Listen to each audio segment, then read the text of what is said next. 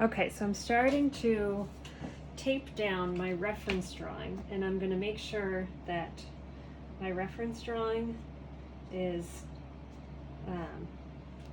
sort of perpendicular to my drafting surface. So I'm setting it up so that I'm taping it, and when I'm using my T-square, my lines are going to be perpendicular and parallel. And this is just making sure our drawing will be accurate. So it's a little bit of an art, right? The best thing to do is always, of course, make sure that your page, your paper is aligned with the edge of your drafting surface from the get-go, and that will help things going forward. Okay, that looks pretty good to me. I think that's pretty well aligned. Then I'm going to take my new sheet, and I'm just going to overlay it. And I'm only going to be drawing my vertical lines, and then I'm going to remove my surface or my plan from beneath my drawing.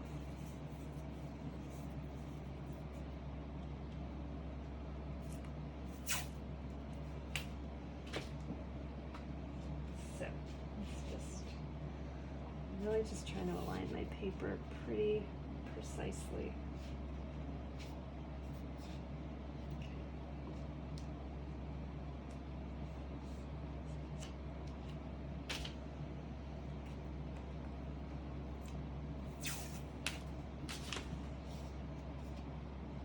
I think one common theme for me is sort of taking your time to set things up.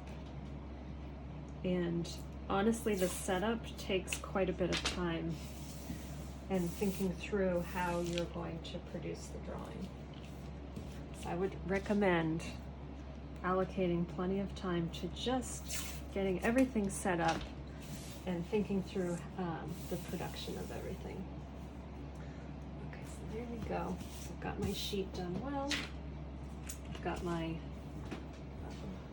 T-square ready to go. I'm going to use some of this, try and take out that smudge that somehow already exists. Okay, got that going. Let's check my lead. Actually, I'm having a really hard time reading that one. So I'm just going to go ahead and replace that piece with a 2H, which is nice and sharp. It's going to give me some sharp, light lines. And I know I'm going to be drawing the elevation, so I'm thinking about, on my plan, what this elevation will look like. So I'm only thinking about, like, if I were standing right here looking at this building, these are the sort of lines I'm concerned with.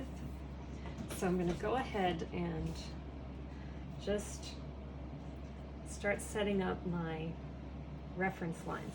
Super light. I'm drawing it pretty much all along the page there, and I know that's going to be my outside column line. Here's another one. Super light, just extending it all along. And then I've got this is of course my roof. I'll draw just a light one there and a light one there. I also want to get this roof line, right? So get that going in the middle there. Then we come down here and you can see I'm going to start catching this line, which is along that wall. Draw my reference line super light. This is my roof line. And then I'm going to catch this wall here. Gonna get my roof cut off. A couple of lines in the center there. And then this is my wall. So I'm starting sort of lower on the page for the wall and sort of a little bit higher for the roof lines, because I know they're going to be at different points along my page. All right, so now I'm sort of shifting back to thinking about this plane, and I'm going to have this roof line there. That's where I'm cutting off the roof. same there. I've got my wall here, and my wall there. And I'm also going to add this roof line here. So I've lightly drawn my reference lines, and you may not even be able to see them just yet. But there's one other thing I wanted to do, which was double check my scale. So I'm going to use an architectural scale and just see, you know, when we drew this, we didn't necessarily draw it at a scale, right?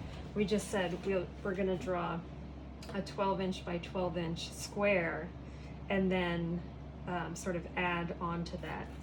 And it looks roughly proportionate, but let's just see.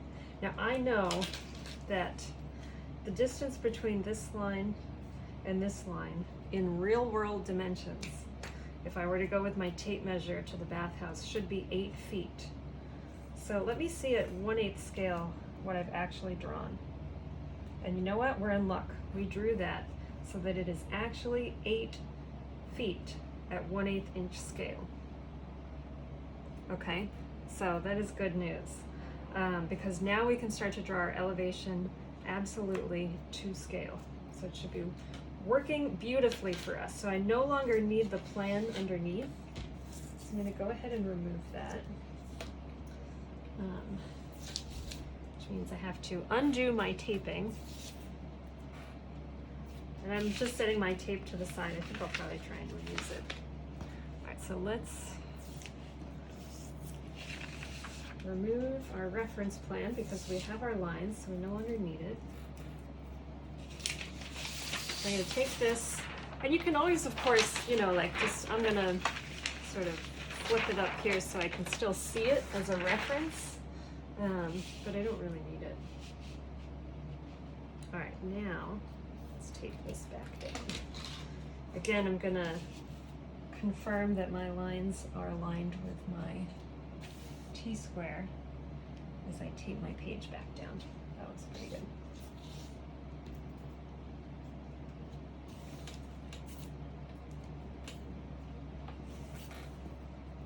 So I've got my sort of reference lines here. Let me see. It feels like the page is a little uneven. Now that could be that I noticed that my vellum is a little bit crumpled at the top, which I think is because in the vellum roll, it, I think some of the paper got a bit crumpled. Okay, so I'm grabbing my nice large triangle, and you know, I always like to sort of let my drawings center them on the page a bit. The other thing you could do is you could say like, I'm going to use this line as my ground plane and then draw on top of that. So if you want to do something like that, which I admit, a fan of, I'm actually going to like very loosely overlay my plan and use my triangle to mark where this line is. And this is just sort of good drafting technique, so I'm going to mark a line there. And that's sort of, if I were to think about the ground plane of my elevation as this line here. So then when I pin my drawings up, they could be side by side, and your eye would sort of carry across and see this alignment.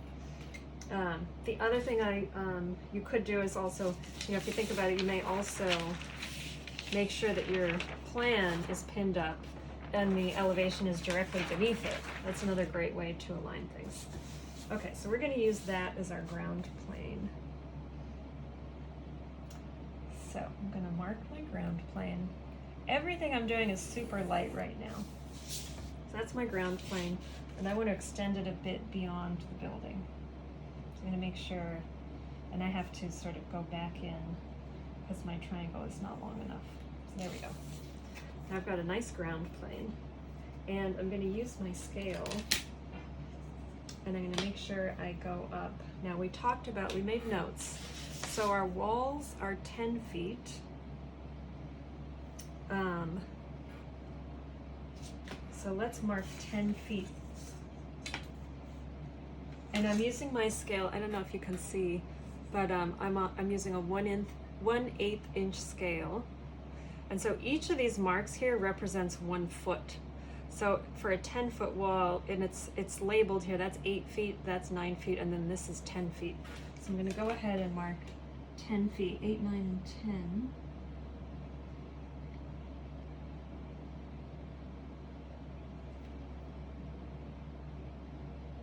All right, so I marked it super light. So I'm gonna draw that little cross as sort of the cap for my walls. Then I said that my slab was 6 inches. So on the end here, you can see many little smaller marks. So the center one is 6 inches. And then I said that the roof starts 6 inches on top of that. So I'm gonna mark that as well. Okay, so now we've got our roof is starting at this top mark. And I actually can't remember exactly. Let me bring my laptop back. I'm bringing the laptop back, and I want to double check. You know, I know we said that the roof, let me use this guy. The roof was the same height as the wall, right? So that's the wall, and that's the roof. So that was to the top of the wall. Let me see, top of the wall. Okay. Let's assume that the roof is 10 feet. I think we want to do that. I'm trying to decide right now. It's 10. And that's 10. I think from the top of the wall to the top of that roof that's cut off, let's say that is 10 feet. So in other words, from the ground to the top of the wall is 10 feet. Then from the top of the wall to the top of the roof that's cut off is 10 feet. I think I'm comfortable saying that, rather than the bottom of the roof to the top of the roof is 10 feet. I think it's actually from here to here is 10 feet. Let's go with that. Obviously we don't know exactly, and we don't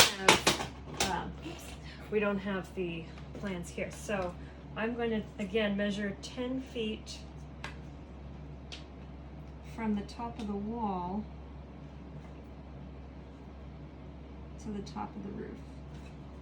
Okay, now I'm just going to take my triangle and very carefully mark out the top of the roof.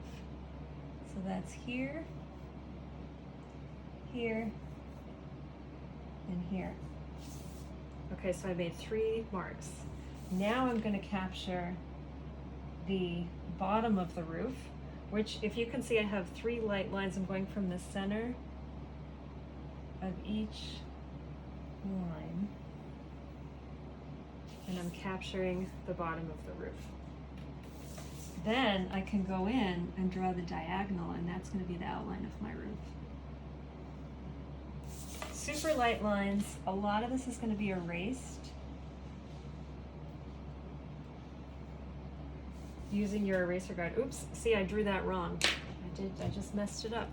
But I've got my eraser guard, my eraser. So I'm just going to use this a little bit here, because I don't want to get confused. It's better to erase this now. I don't want to get confused when I'm going in and darkening my lines. So again, center to center.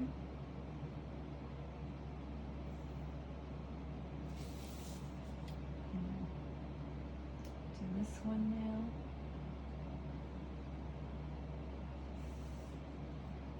And then do this one. Center to center. I'll go back and do these.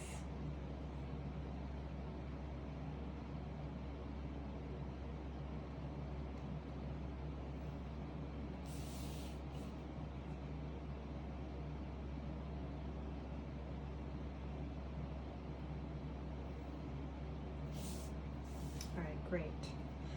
Now, let's go in and mark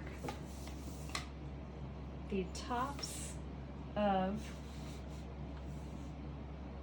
only the supporting columns. So that's going to be 6 inches below the roof, right there. and then here,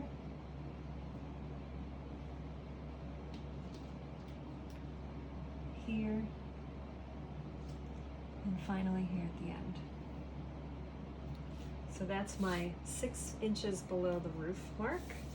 And then I've got the top of my concrete block is 6 inches below that, and that line is actually going to extend all the way across. Great. Okay, now we're in business. Now you can see I have a lot of extra lines down here. So I think there's a couple ways you can go from here. You know, the basics are here. You could start darkening, but I think what you might want to do is take this opportunity to erase those extra lines that we've drawn and clean your drawing up a little bit before you go back in and darken. So I would take time now to erase, and then you can go back in and darken and start to add more detail. But this is the basics of how to set up your drawing. Okay, and I'll do stop motion and show you the rest.